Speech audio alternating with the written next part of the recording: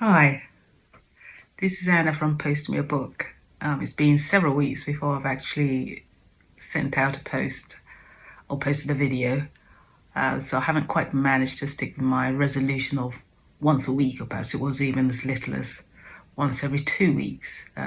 It's been a little bit busy and I haven't actually managed to get the time. So, yeah, now I actually managed to squeeze in some time, so I thought I'd better send out a post and try and stick to my ambition. The two books that I'm going to talk about today are Bessie Head's When Rain Clouds Gather and Tyler Hibbert's Get a Life, Chloe Brown. And the thumbnail, that's the word I'm looking for. The thumbnail that I used for just this post was romance versus romance. Now this is because both books have a romantic aspect within the storyline, but from very different angles. Get a Life, Chloe Brown is very much a romance, and I think that's what it would be described as. Whereas Bessie Head's When Rain Clouds Gather has a romantic underlay inside, but it's nothing to do with the whole book. So two very different books, but both with romance. If I start off with Bessie Head's When Rain Clouds Gather, I had to go to Stockholm, a train trip to Stockholm to borrow this book, just because the libraries that are near me do not have a very large section of English books. And the English books that they do have tend to be the more popular reads, or rather the very more popular reads, because I'm sure Bessie Head might be a popular read, but not so easy to find. Chloe Brown I also picked up in the Stockholm City Library, but that was just by chance. So I had gone to borrow Bessie Head's When Rain Cloud Gathered because I'd already decided I wanted to read that one. And then because I was surrounded by so many books in English, I had to borrow another one. I was also there actually to borrow Moa Martinson's Women and Apple Trees. So I borrowed all these books at the same time. So yep, I went all the way to Stockholm just to borrow these 3 books, or to borrow these 2 books, and added one on, just because. Now I'm going to talk about Bessie Head's book first, When Rain Clouds Gather. The book, although it's about different characters within the story, it's mainly, our main protagonist is a man called Makihawa, who's South African, and he's escaping from South Africa. This is during the 1960s when apartheid was still ongoing, and Makihawa is a black South African, and he's escaping from South Africa because if he is caught, he'll be thrown into prison because he's against the regime, he's against apartheid, and he can't cope anymore with being subjected to white rule and being made to feel that he's lower than they are. So he escapes over to Botswana, where his story, well, in this sense, it's where the story starts mainly. What we do know about Makihawa is that he left his family in South Africa, and he struggles with the fact that the culture in South Africa at the time is that men dominate over women. That's still there, and the women are very, very much subjected to a feeling of they're just there to do the man's bidding. And Makihawa doesn't agree with this. He doesn't understand why he should feel that he's above his sisters and why they should greet him as someone more important than they are. And when his father died, he says as much to his sisters and his mother. They're honest people that they never even lock their doors because there's no one who's going to ever steal anything anyway. We don't see too much about that one because, as I said, he then escapes into Botswana, where his story then starts and continues. It's very much about his trying to come to terms with the fact that instead of staying and fighting a regime that he feels should not exist in South Africa, he leaves that behind to try and find some kind of peace, because he feels if he doesn't leave South Africa, then it's going to both physically, either it's going to physically kill him or mentally it's going to kill him. So he leaves it behind and tries to find somewhere else where he can find some kind of peace. And that's what his story is mainly about, how he comes to terms with some of the things that he's been fighting. Because within himself, this struggle of always trying to account for what he's done or what he hasn't done is what he keeps to himself. He doesn't talk to other people about this. So all his struggles are internal. But when he comes to Botswana, he comes to a town called Golima Mindi, where he meets up with people who are, as he described them, have such honest hearts. And he didn't understand that they could be such people who believe in each other, people who try and rise up together despite the poverty in Golima Mihinda. The people of the villages of that place, they all try to stick together, they all try and help each other. Living in South Africa has left Makawa distrustful of other human beings. He wants to leave his past behind, and all he's interested in now is just to live as a free person. He's no longer interested in other human beings. He doesn't necessarily want to help them. He doesn't care about the white man. He doesn't care about the black man. He just wants to be free and be allowed to live his life in freedom. So his journey to Botswana is about this. And Botswana doesn't have apartheid, and it doesn't have the same kind of rule by white men either. So here was a chance for him to actually live as a free person. So when he comes to the village called Golima Midi, he at first is very distrustful of people and he just wants to be left alone. He manages to find somewhere to live with an old man who has his own agenda, albeit nothing mean and untoward. He just sees in Makawa a chance to promote the village. Now, the reason why this happens is that there is a white man, a British guy called Gilbert, who is into agriculture.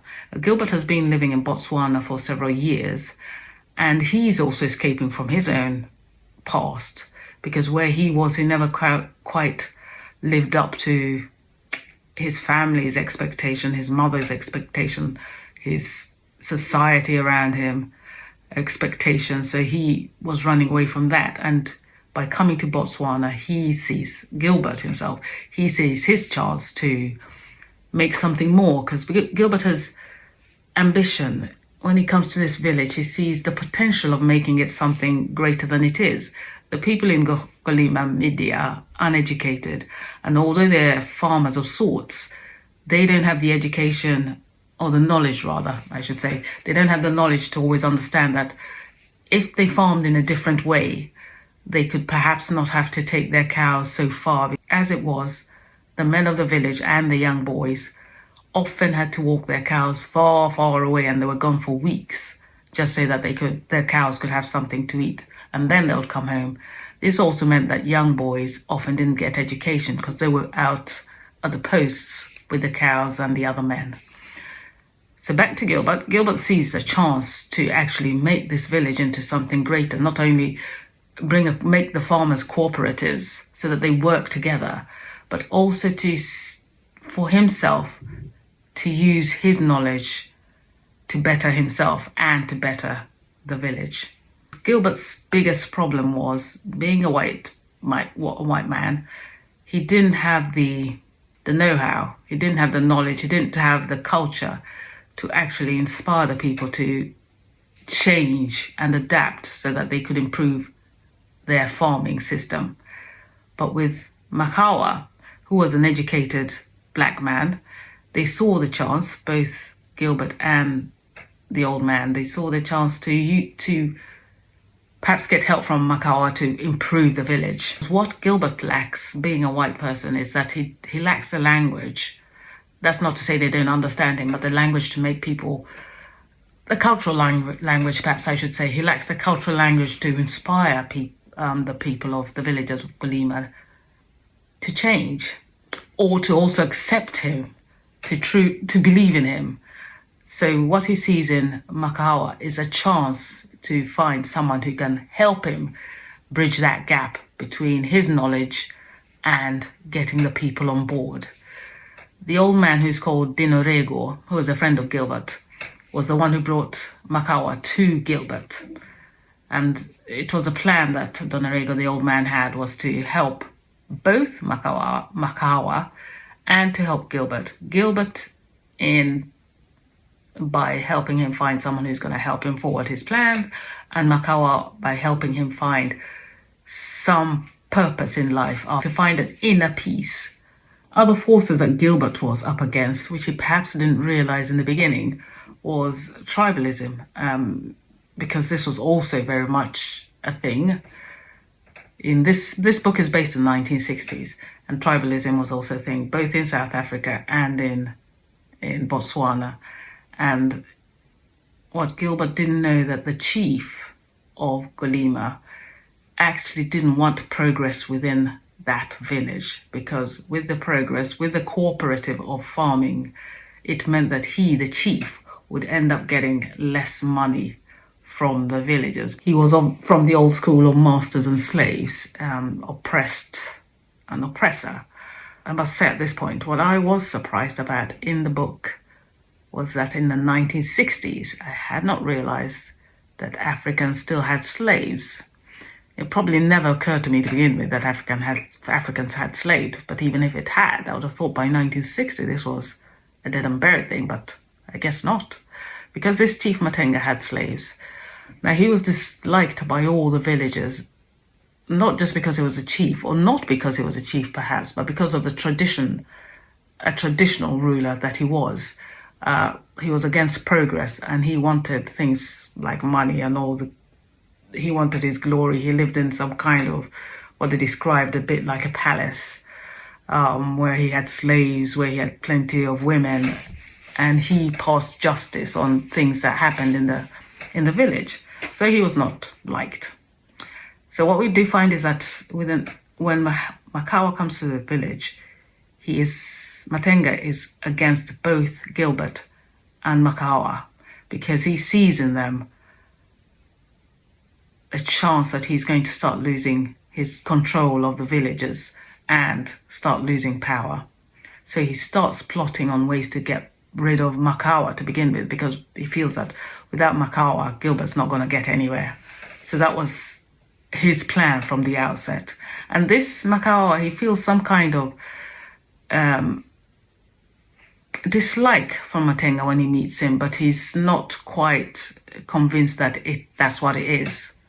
But he comes to realize in the end that this man actually did not like him. So from there on, the book goes on about how Gilbert and Makawa team up together to form cooperatives within the villages. In the book, we start seeing how Makawa changes his feelings, how he comes to accept himself as he is, how he comes to atone for what he feels he's done and some of the things that he feels that he hasn't done.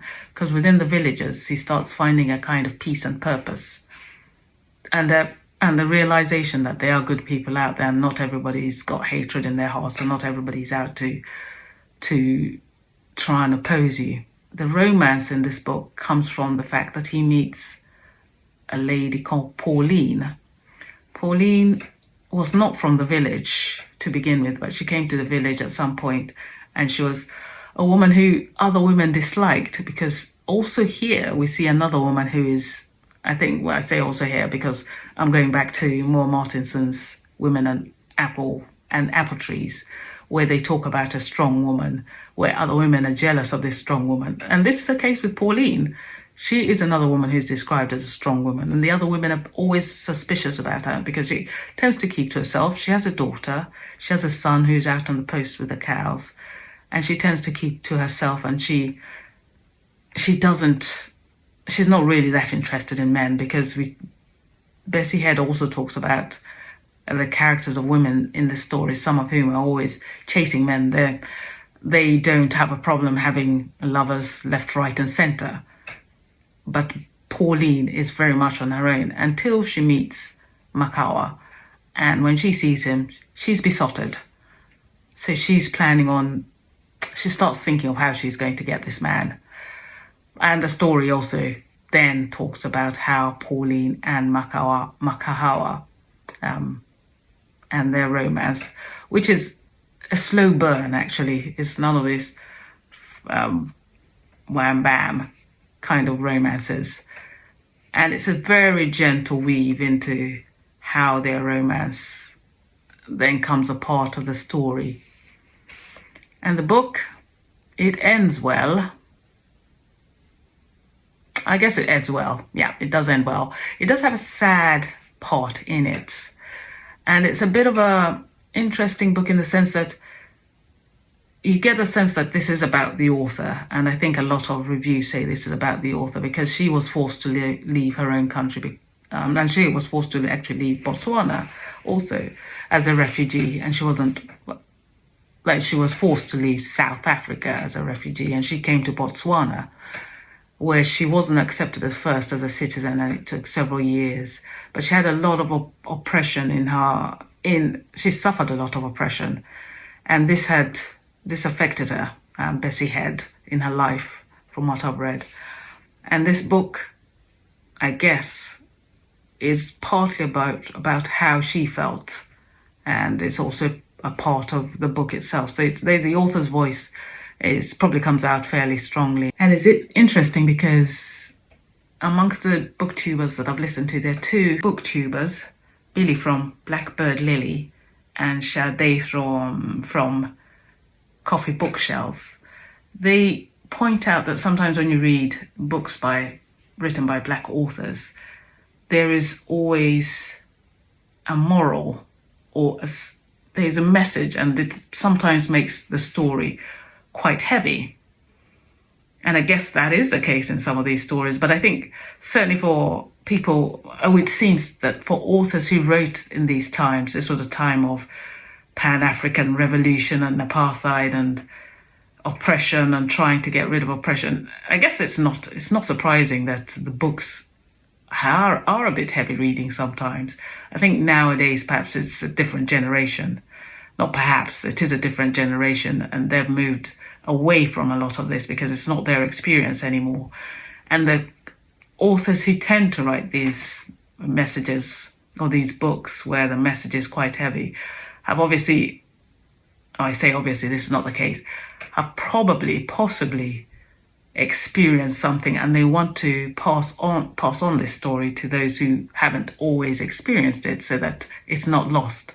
Part of writing stories is to keep what has happened in the past alive so we don't forget. So although I do agree very much with both these two booktubers, I do understand that sometimes it all becomes so heavy and you just want to read something that's just easy to turn the page. You don't have to think about it. It's just a story that you come from the beginning, and it's entertainment from beginning to end. And there's no real, or there doesn't have to be a message. It's just some entertainment.